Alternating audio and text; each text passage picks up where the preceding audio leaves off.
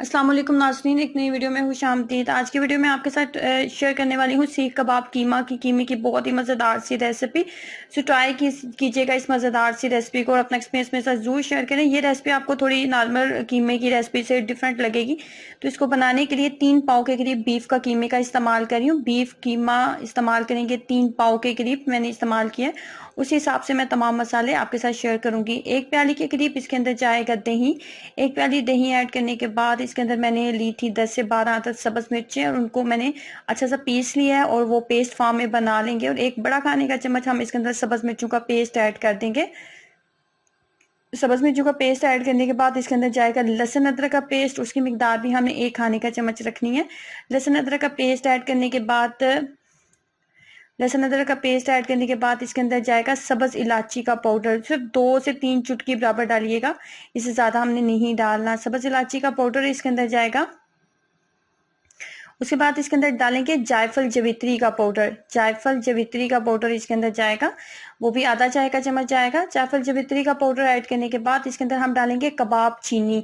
कबाब चीनी आपने इसके अंदर 1/4 टीस्पून, 1 चुटकी बराबर आपने इसके अंदर कबाब चीनी का पाउडर ऐड करना है। कबाब चीनी एक नॉर्मल सी चीज है और किसी भी पंसार स्टोर से आपको मिल जाएगी। कबाब चीनी सिर्फ आपने 2 चुटकी बराबर इसके अंदर ऐड करना है।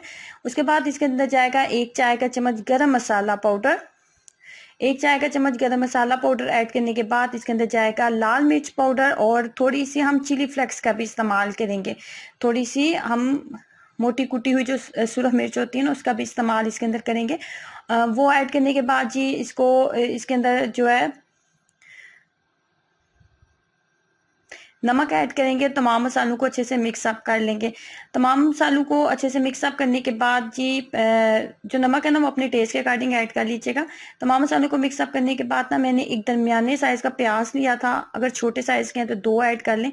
और थोड़ा सा हाफ कप से भी कम मेरे पास कुकिंग ऑयल था, उसके अंदर मैंने अच्छे से इनको ब्राउन कर लिया था। और जिस कुकिंग ऑयल के अंदर आप इसको ब्राउन करेंगे ना, उसी कुकिंग ऑयल समेत ही आप इसको इसके अंदर डाल दें। बहुत ज्यादा कुकिंग ऑयल की मिकदार नहीं नहीं होनी चाहिए। कुकिंग ऑयल मैंने इतना ही लिया था जितना एक दरमियाने साइज के प्याज को ब्राउन करने के लिए आपको कुकिंग ऑयल चाहिए होता है, उतनी मिकदार में आप लेंगे। और जब आपका प्याज ब्राउन हो जाए ना अच्छे से, जैसे कि वीडियो में आपको नजर आ रहा है, तो उसी कुकिंग ऑयल के साथ ही आप इसको जो है आप कुकिंग ऑयल को भी कीमे के अंदर ही ऐड करके मैरिनेट कर दें। मैंने इसको 30 मिनट दिए थे मैरिनेशन के। अब यहाँ पे मैं आपने देखा है, जब मैंने इसको देगची में डाला है ना, तो मैंने किसी भी कुकिंग ऑयल का इस्तेमाल नहीं किया। अब यहाँ पे ये जो कीमा है ना, ये अपना पानी भी छोड़ेगा और दही जो हमने इसके अंदर ऐड किया, मसाले जो ऐड किए हैं, वो तमाम चीजें अपना पानी छोड़ेगी। तो यहाँ पे इसको मीडियम फ्लेम के ऊपर रख ढक्कन के साथ अच्छे से कवर कर देते हैं ताकि ये अच्छे से कुक हो जाए। और फिर नेक्स्ट हम स्टेप पे चलेंगे।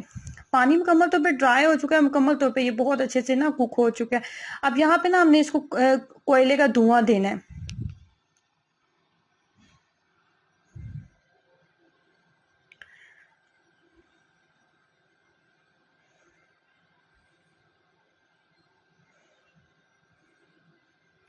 कोयले का धुआं आपने इसको 2 से 3 मिनट देना है, इससे ज्यादा देने की जरूरत नहीं होती। कोयले का धुआं 2 से 3 मिनट इसको देंगे।